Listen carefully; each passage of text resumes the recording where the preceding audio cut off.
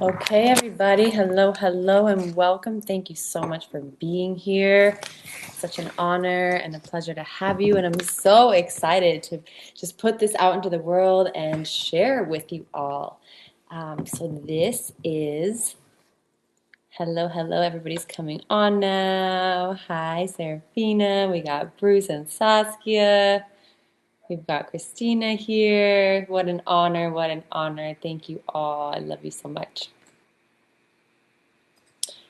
Okay, so I wrote an ebook and it's called The Balanced Life Blueprint, and we're going to do a little bit of a masterclass today to just break down some of the principles and concepts that are loaded up into the book. We've got 7 chapters, so um, it's quite a beautiful display and breakdown, but it's also digestible, which I really appreciate about it. And I'm so excited to share with you guys. Okay, so first, we'll go ahead and just discuss, we can go ahead and do the next slide, Christina. Thank you so much. So very warm welcome again. My name is Angelina, and I'm an eclectic practitioner. I'm also a natural healing practitioner. So eclectic, really just studying a bunch of different kinds of modalities, and that has kind of contributed to where I'm at today. I've studied Ayurveda, I've studied holistic nutrition, I've studied biochemistry, and so all of these things have culminated to inform the way that I like to relay information and the way that I like to weave in these different concepts, creating common denominators and connecting dots to help bring more awareness and understanding. Okay, we can go ahead and next slide. Thank you so much. So this ebook is a comprehensive breakdown of what creates balance and how balance gets thrown off, along with some approachable tools and practices that will help you recalibrate and come back to your center. So a little bit about my story. How did I get here? Who am I? Why do I care about balance? And what are some of the things that have informed me in my life? And if you guys have any questions throughout this process, feel free to go ahead and check the chat or write them in the chat, drop them in the chat. We have a mediator, my wonderful business partner, Christina, is here. My sister, she's incredible. So you're welcome to drop any questions you have, and we will do a Q&A at the end, which I'll be happy to take some extra time and go over those things with you. Okay. So a little bit about my childhood.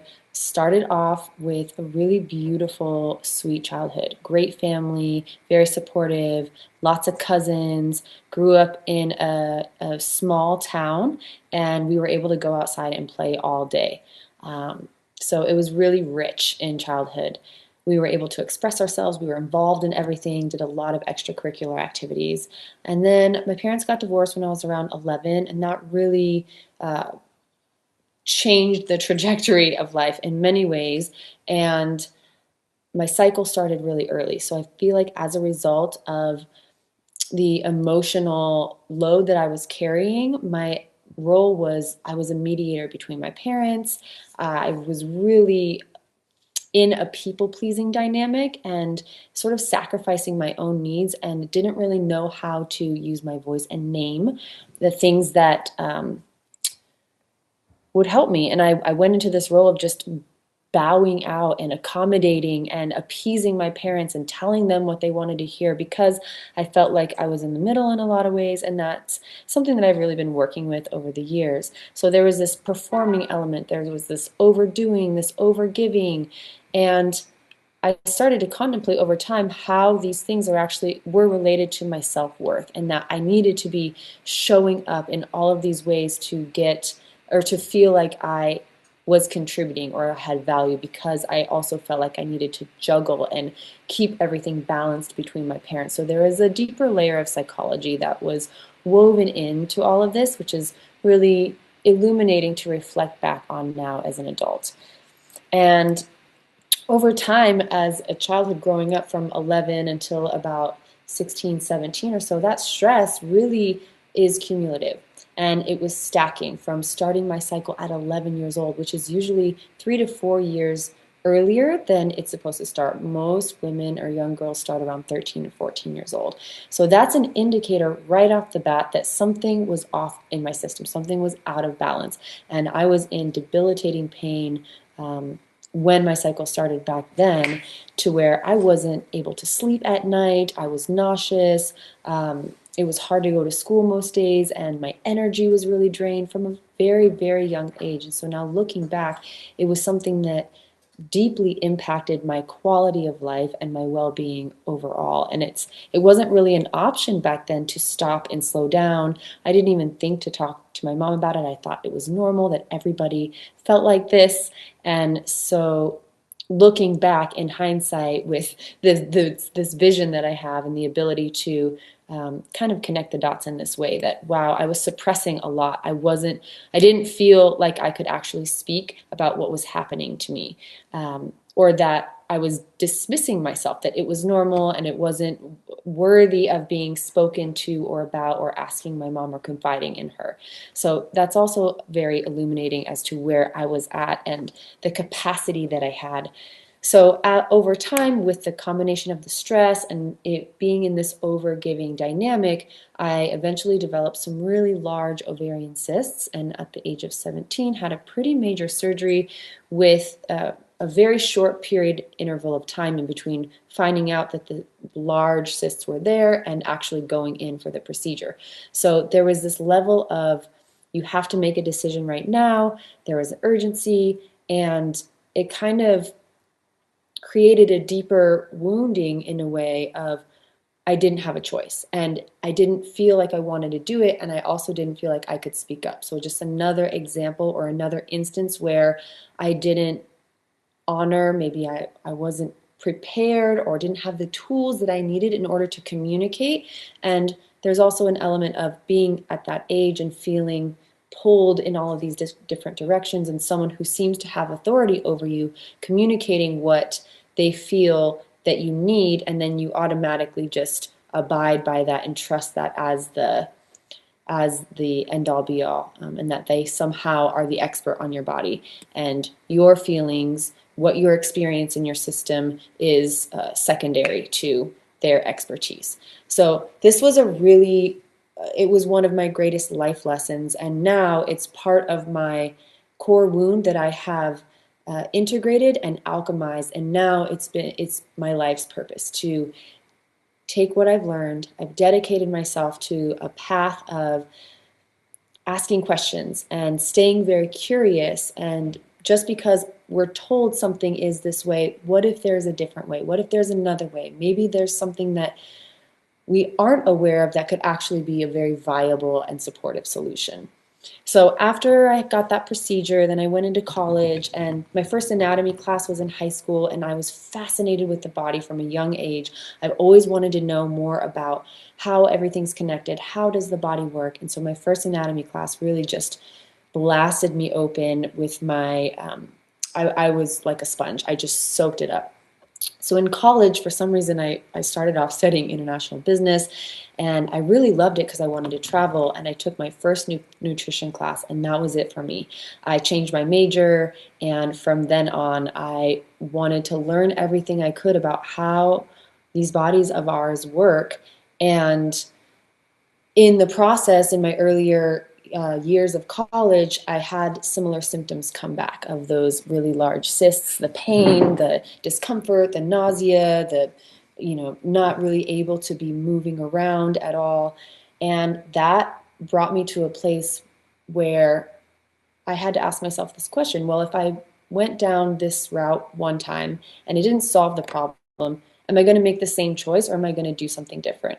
And so I just had this deeper awareness at the time at, what was I, like 21 or 22 years old, thank goodness. And I got curious. My partner at the time, he started to dive into research, and eventually we found the Gerson protocol, and that was another fork in the road for me. While I was going to school, it was very academic, and in academia, it's cut and dry, it's pretty rigid, and there was only one class that really touched on alternative and complementary medicine, alternative and complementary medicine. And then one other course that was taught by a chef who introduced things like the future of food and brought to our awareness conventional farming and uh, its infiltration of our system to where natural growing and gardening and tending of the soil and all of these things were actually exposed to a lot more, where none of my nutrition professors were talking about. I actually once had a professor that said there's no difference between conventional milk, cow's milk, and organic cow's milk. And this was back in 2008 or 2009.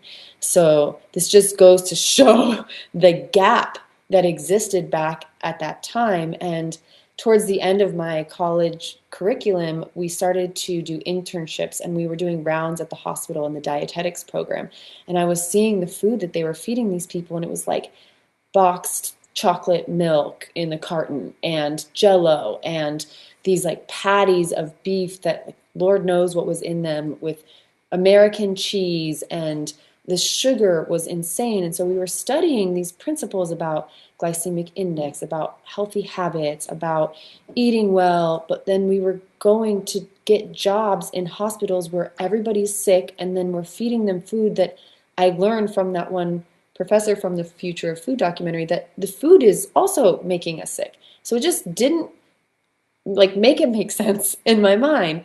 And at that point, I knew that this wasn't for me. It was not aligned, and I didn't know what the answer was, but I knew that I had to carve my own path from that point.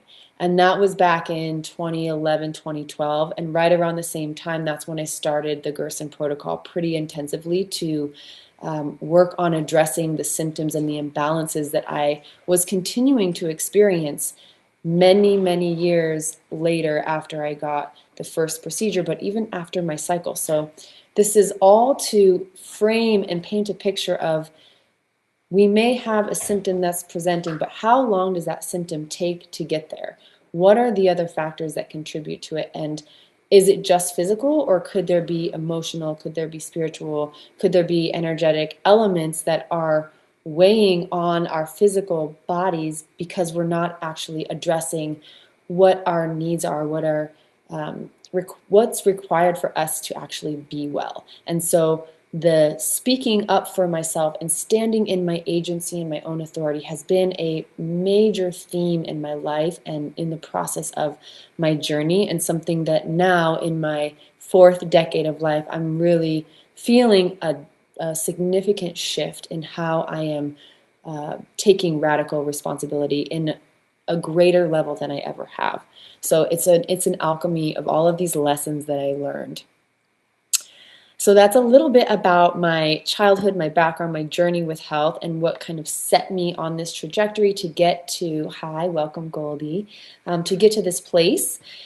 And then from there, I always had this ability to, or this, a characteristic about me is that I'm extremely multi-passionate. I have many, many interests, and I always like to have my hand in a multitude of things. I enjoy dancing. I have a background in music. I have a background in dance. I have a background in theater. I love doing improvisational exercises and practices.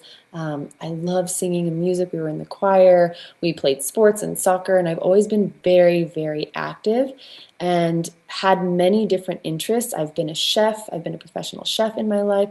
So all of these things might seem really separate, but there's kind of a common denominator. And I have the ability to look at things from a systems perspective. So as a chef, I have to be aware. I also worked in the restaurant industry, in the fine dining restaurant industry, for about 16 years or so. And so there's this unique skill that's developed in all of these threads, and there's an overlap. So you have to have the capacity to take a bird's eye view and kind of look at how everything's interweaving together.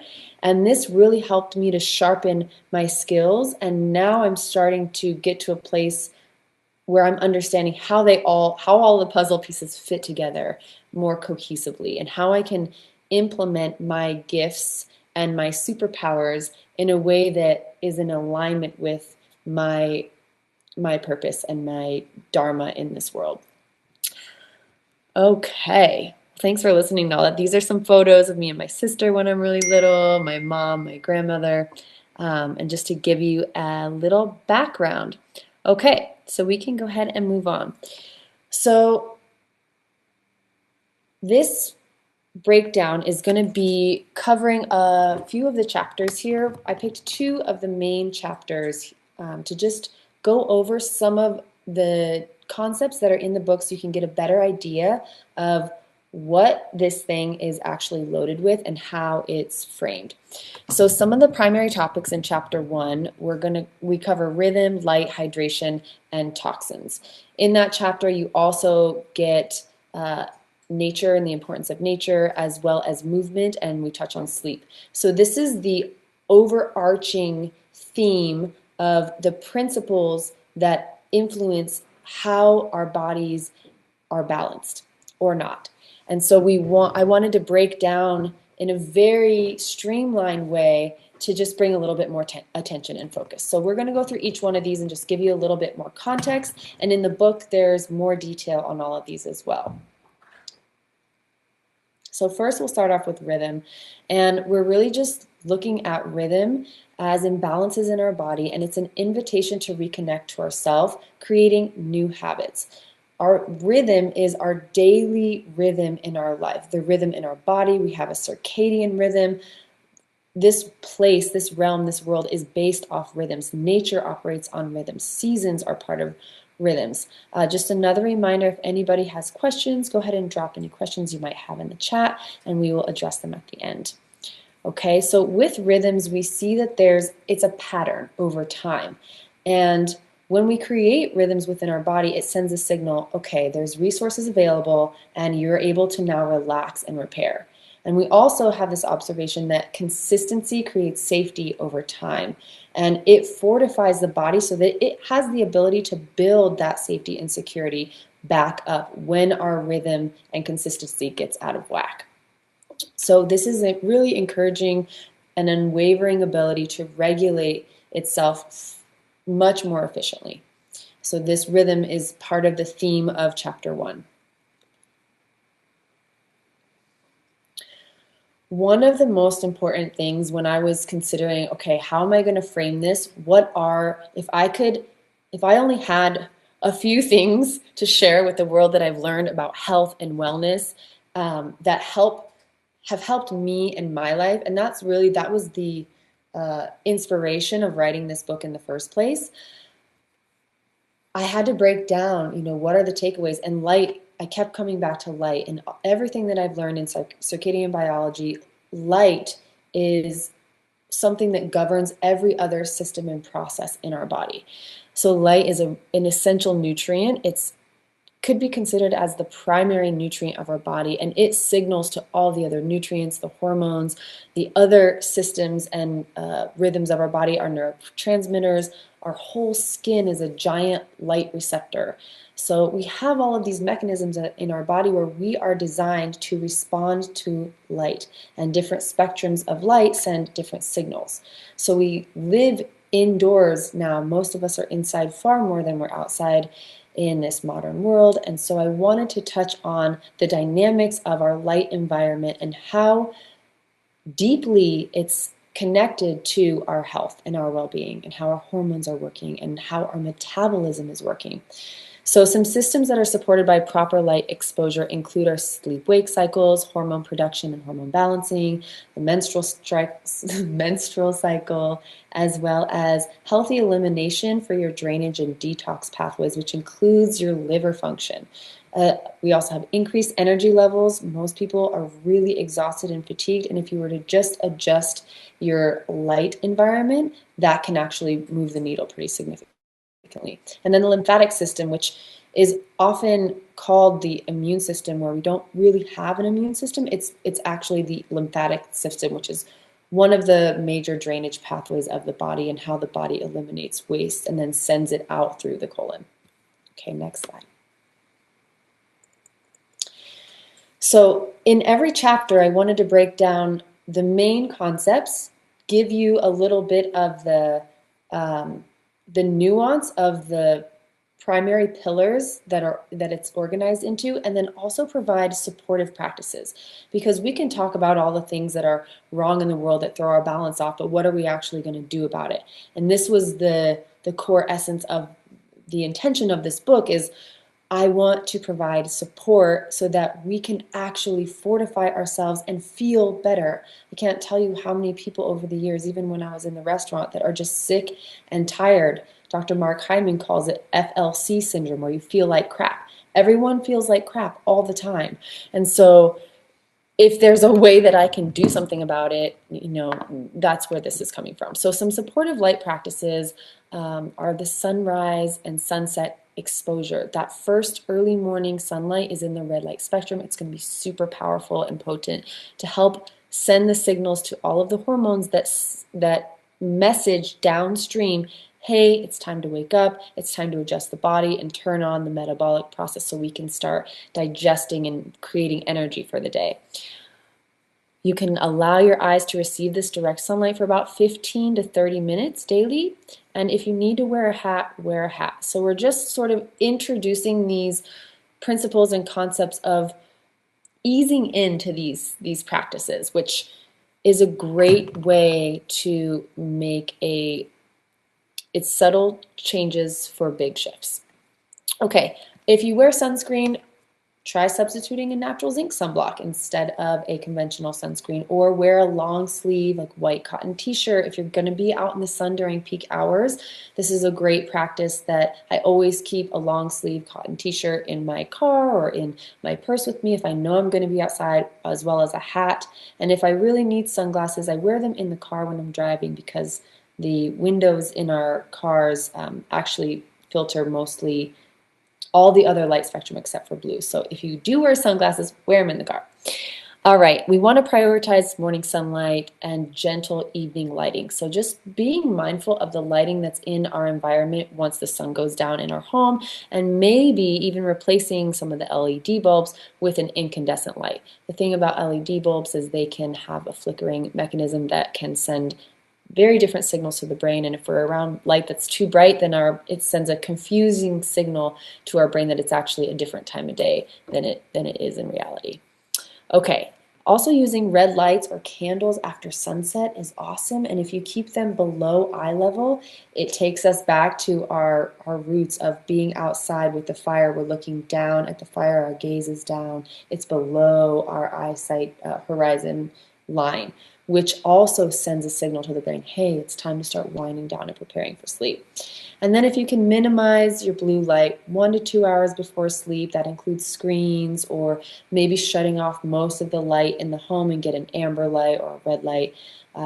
Sometimes I use little string lights, a salt lamp. All of these things can be really effective, simple ways, but getting outside in the morning, early lighting, as soon as you wake up, within 30 minutes of waking, try to get outside as soon as you can. And that has been more effective from multiple people, including myself. On the days that I do that, I feel way better, and it doesn't cost thousands of dollars. It doesn't require me to purchase a lot of supplements. And this was the other intention of the book. We are given everything that we need. Our bodies have the ability to heal themselves. There's built-in mechanisms, and they're innate within us. And so how can we actually boost those and support it? And that was part of the gauge for this. Okay, go ahead and do next slide. So the other major part of chapter 1 is hydration. It's broken up into, I think, 5 or 6 sections, but hydration was one that I had to put in the book. And I've done a 21-day water fast, and this 21-day water fast really reframed what hydration actually means, and it doesn't mean drinking 8 glasses of water a day. In fact, most of the water that we're drinking is dehydrating us, and we're not actually able to absorb it because it's not properly structured and charged. So with hydration practices, we want to focus on harvesting fresh wild spring water because it's living, it's charged, it's structured, it's perfectly formulated to absorb into our cells. The water molecules, the way that they bond together in a tap, or sometimes called bulk water, there's these giant, large water molecules that if you were trying to get it through a passageway, it's too bulky. Just like Sometimes I'm known as the bag lady. If I'm trying to get through a doorway with all of my bags, I have too many bags. I'm not going to be able to get in. So the water molecules need to be structured properly so that they can actually pass through the cellular membrane and be absorbed properly. Another really great hydration practice is to drink. If you're going to drink liquids, drink them in between your meals. If you drink while you're eating, you can dilute your digestive enzymes, which not only makes it so you can't absorb the food properly, but then you're not actually hydrating. It's kind of throwing off the balance, and it really makes a difference. So small, frequent sips if you do drink with your meals, and try not to drink too large volumes. Keep it around 6 ounces or so if you are going to drink with your meals. Eating higher water content foods. This was something that I learned after I did that 21-day water fast. You have to do refeeding, and you take about 7 days to refeed. And the first day you can only eat, or the first meal, you can only have 1 ounce of something. You can either pick fresh coconut water or watermelon. And let me tell you, that first bite, while you're doing that fast, you're not actually absorbing the water. You're trying to hydrate all the gunk that's stuck in your digestive tract. There's a mucoid plaque. There was a study in Denmark that's found that you have about 11 to 22 pounds of mucoid plaque, which is basically like old stuck matter that from digestion, things that have been in your system for a long time. And so when you're doing the water fast, that's the intention, is to hydrate that old gunk to help mobilize it to get it out. So you're not really absorbing the water. And I was so thirsty for almost the whole fast. But when I got to eat that little 1 ounce, I think I did coconut water was my first one. It was hard not to take in more, but you don't want to shock the system. So eating foods that are really high in water content, it's also perfectly structured water. Plants carry out photosynthesis, and photosynthesis, the byproduct of that is structured water. And our bodies have a very similar mechanism. They've found this in new research. So this is really beautiful when we think, okay, how can I hydrate myself? Let me eat an apple, let me eat an orange, maybe have some cucumber. These foods are going to be more hydrating than a glass of water is going to be.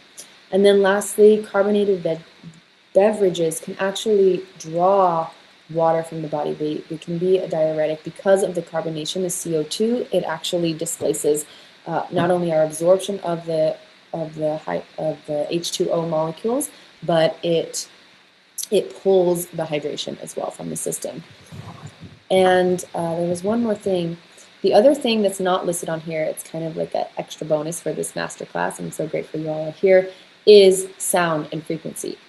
Sound and frequency can be more hydrating. So if you're listening to a symphony orchestra, which I actually used to be in a symphony band, I was in symphonic band, and I feel like that's one of the things that saved my health, or at least got me through more healthy longer without collapsing to a larger degree than I did.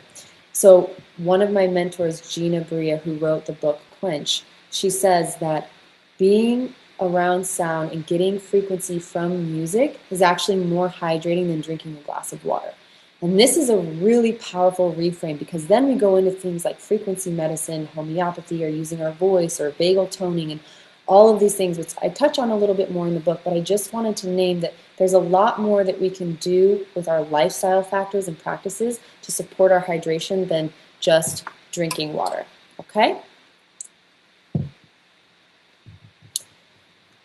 So some other factors that impact balance, that's mostly chapter 1 that we're going to cover today. There are other sections in chapter 1, like sleep, like movement, the importance of movement. Movement also influences hydration, and then grounding and being in nature and the importance of that. So all of those are in chapter 1.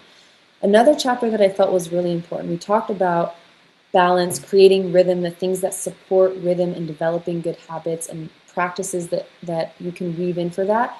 And if there was something else that I were to pull from the book, it would be the things that throw our balance off. And so for this reason, I wanted to talk about toxins today for this master class. And there's so many. I think it's like 85,000 man-made chemicals exist today that didn't exist 50 years ago. And so this really gives us a framework of, I know most of us are aware, but to really bring it home and, okay, yes, our bodies are designed to detox themselves. Our livers are designed to detox themselves, but we've never in human history has a moment in time existed like this. We've never been exposed to this many factors that are creating a burden, an extra burden on our body. So we're holding a lot. And the other thing about our bodies is that they kind of work as a storage unit for toxins. If we aren't mobilizing them out, if we aren't processing our emotions, so things that can be considered toxins in our body are in our environment and they aren't visible to our eyes.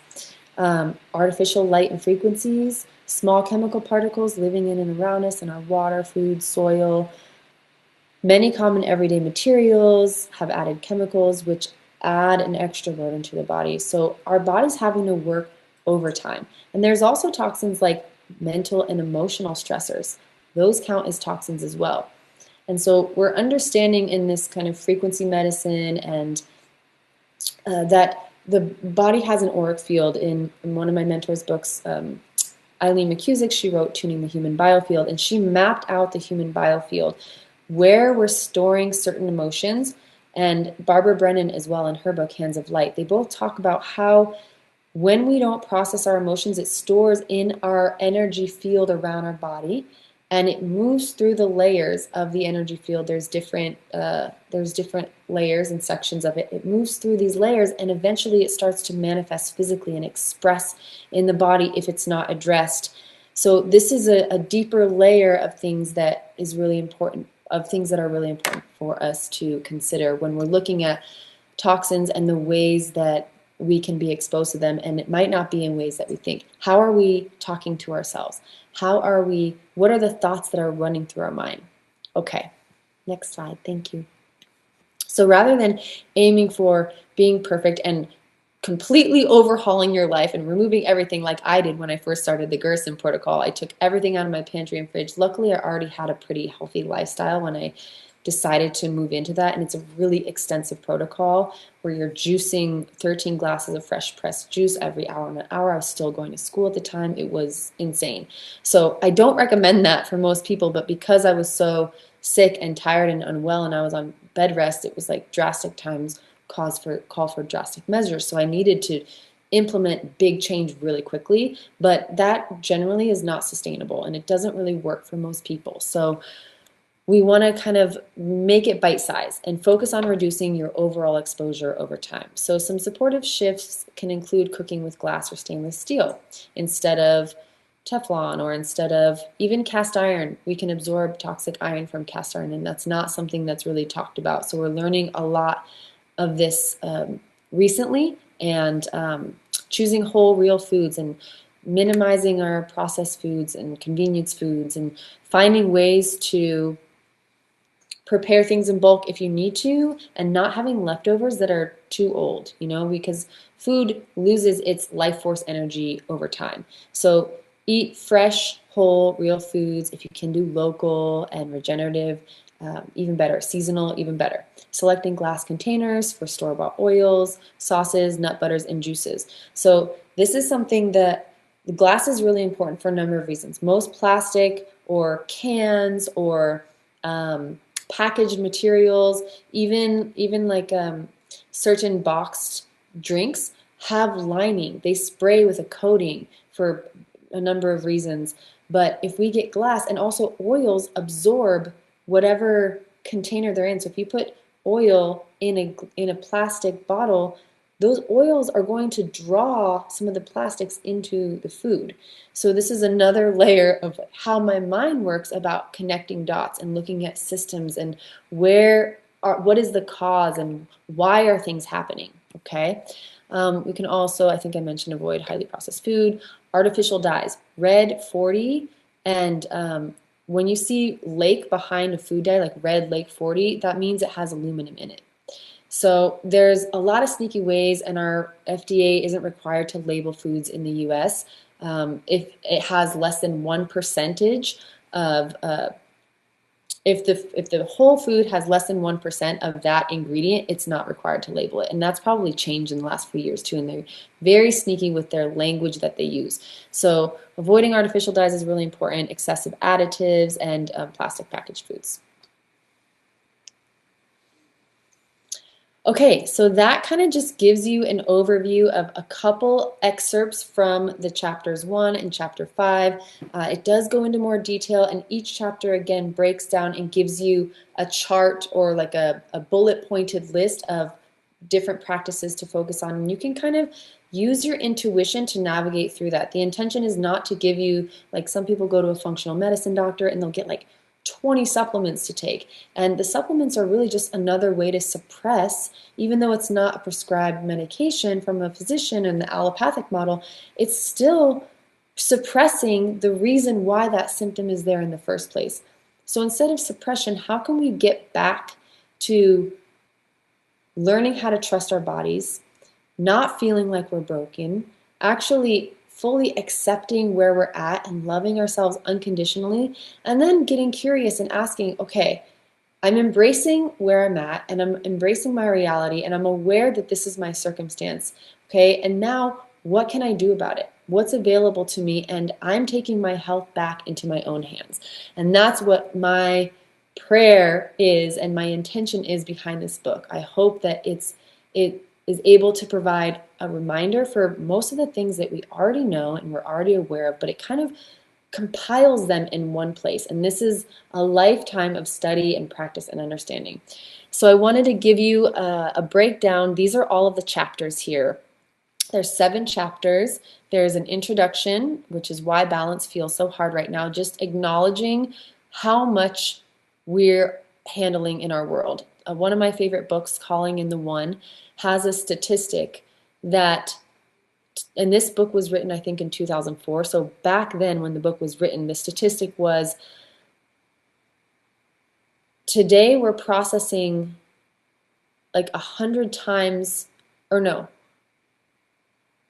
in 1 year, or no, in 1 day, we're processing the amount of information that somebody 50 years ago would process in a year.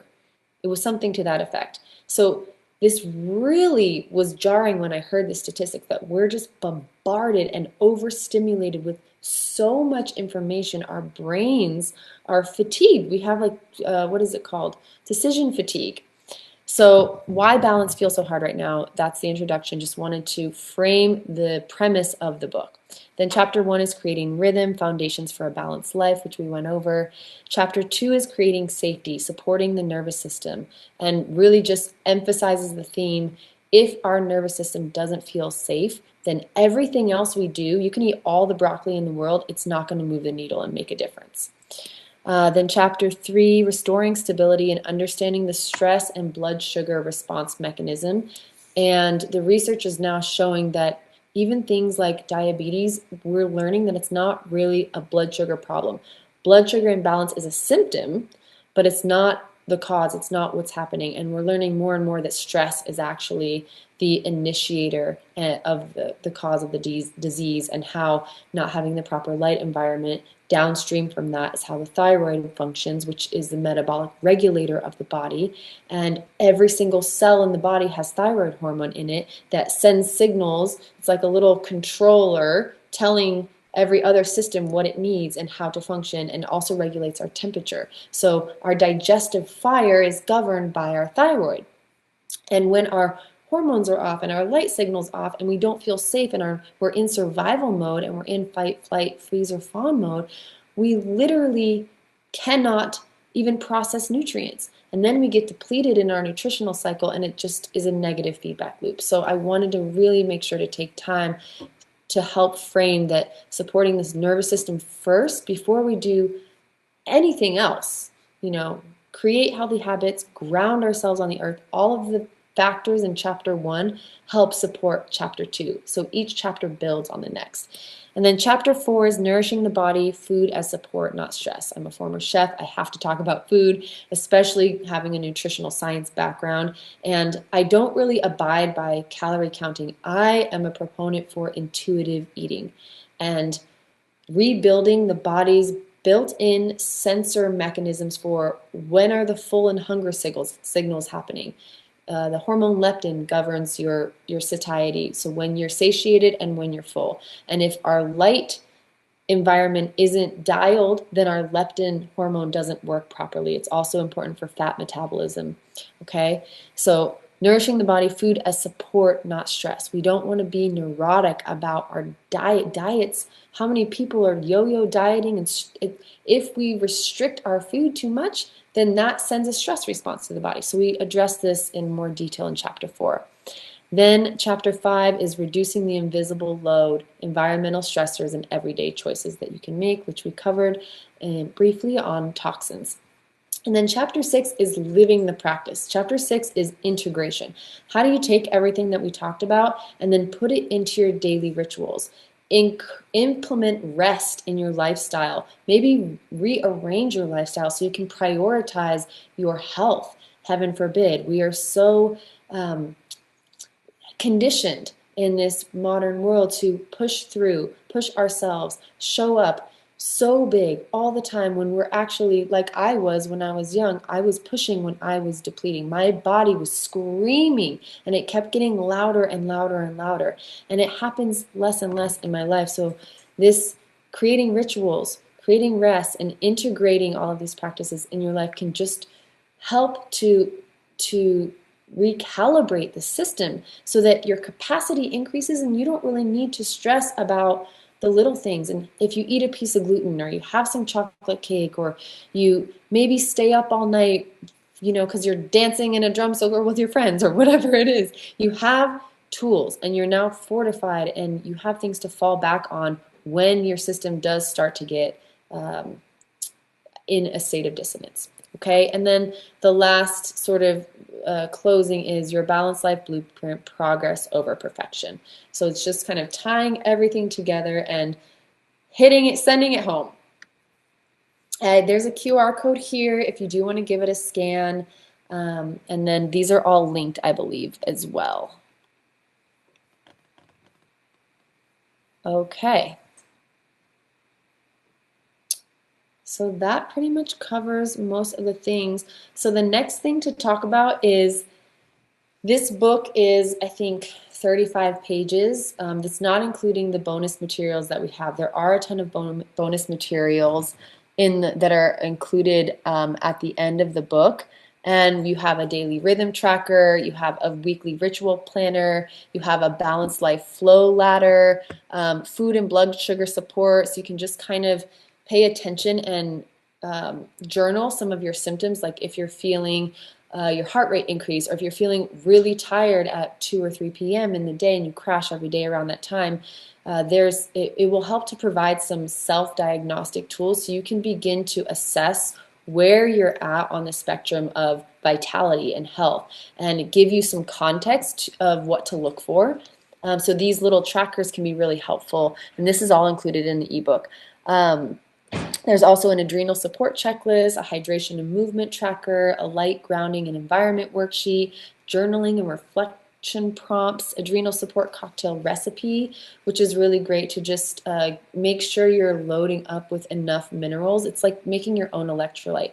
That's another thing that I'm just going to briefly mention while we're on the adrenal cocktail recipe, is so many people are getting these little electrolyte packets and they're loaded with other things. They have a lot of times citric acid, which is made from GMO ingredients. It's made from mold, and additives and natural flavors. And we don't actually know what's in that stuff. And so I would rather just use natural salts, use some honey. There's other forms of electrolytes that we can use. So the adrenal cocktail recipe is a really great support to just help make sure that our adrenal glands don't get too taxed.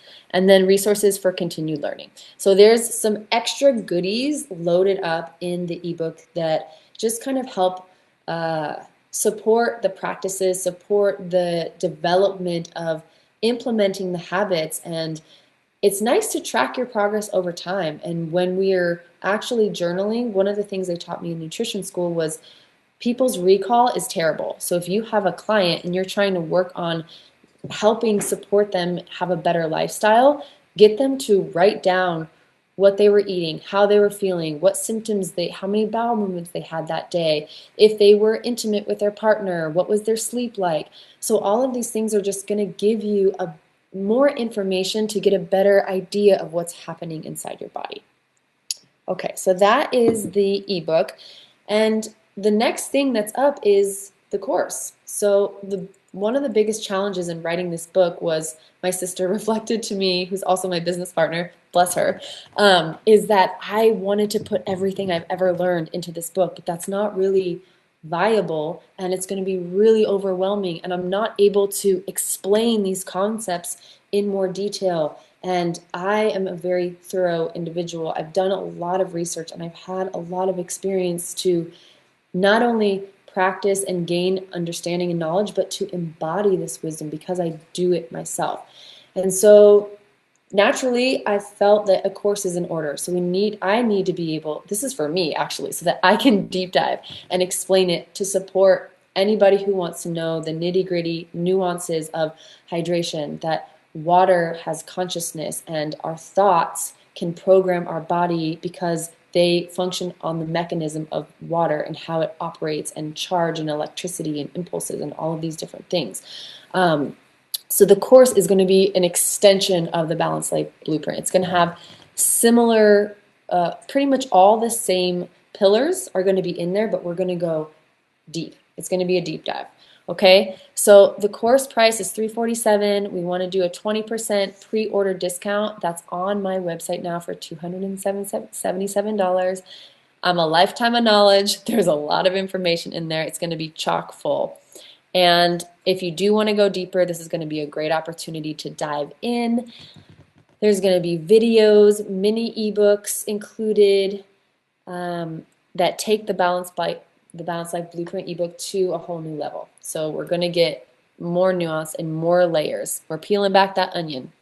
So what's included is some advanced learning on each chapter in the Balanced Life Blueprint ebook. So we're going to do that extension that I mentioned. Then course modules and videos. So the intention is to have a video course. It's more interactive. It's a lot easier to follow when things are in a video format. And then we might even have possibly a text if you need. We'll look at that later. But the video courses are the way to go, and this is going to be really fun to get to talk to you guys in this way and have everything pre-recorded so that we can lead into these private Facebook community with live calls. We're going to do that weekly. And then we've got health evaluation questionnaire, which are another self-diagnostic tool. There's a lot of different questions in each section of the questionnaire is like it covers a specific system of the body. So it covers digestion and hormone function and liver function.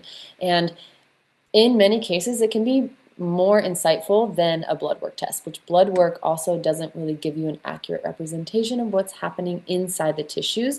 It's just a snapshot of the blood, which blood is very tightly regulated. The blood has to be buffered. So things can be changing the tissues, but if the blood changes its pH, even like by too much, 1.5 or 1, we die. So we measure blood work for pretty much all diagnostic tools. It's standard of care, and it's just not an accurate way to understand what's happening in the body. So these are the kind of details that I'm going to be diving into, the meat of the why. Why are we not feeling well? What's actually happening? And connecting a lot of dots that aren't often that there's just not awareness around. And then we also have included with the course is specialized handouts and worksheets, and we're going to do a recipe book. I can't not have some recipes in there just to honor, and maybe even an added like a recipe live workshop class or something would be fun to do. I would actually really enjoy that. So this is a breakdown. And it's available if you go to anourishinglife.com. If you go to the website, you can find some of this information will be on there as well. If you want to get in now, there is a pre-order discount, and it's going to be really fun. This is the first time I've done something like this online, and I'm actually really excited. It's been such a process of excavating my my journey and distilling it down and writing it out onto paper and getting everything out of my brain and my heart and using my channel in this way. So I am feeling more expanded and activated than I have probably ever. And you all are a big part of that, you being here and being willing to be at this masterclass. There are a bunch of links in the chat, and there's also a free resource for you guys as well that's listed in the chat. I think it's the rhythms. Let's see. Where did she put it?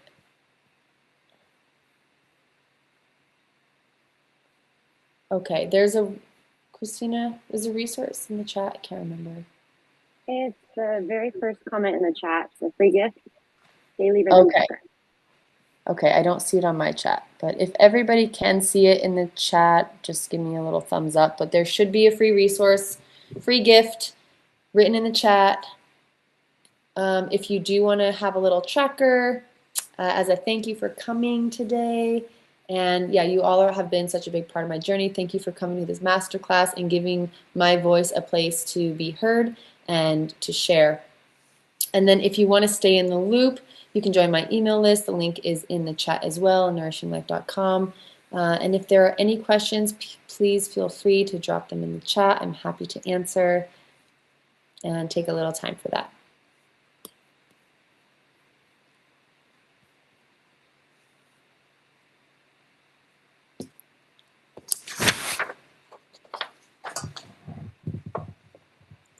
Curious if everyone was able to find the link for that daily tracker. It's not showing up in mine. Maybe if you want to just put it in one more time, if you're able to do that. So that way it's there. And then I could also email it to the others who joined, who were here at the masterclass. Everyone. It's in for everyone. Not seeing the link. Let me put it in again. Maybe it only showed up for when people were in because I may have put it. Maybe. Okay. If you're able to just re-add it right now. Yeah. Okay. Cool. Thank you so much. Awesome. I love you too. Just copy and paste it. Let me drop it in real quick. Okay, thank you. Oopsie daisy.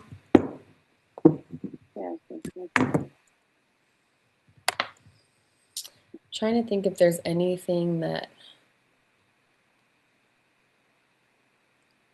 if I had a question about. All right, how about next?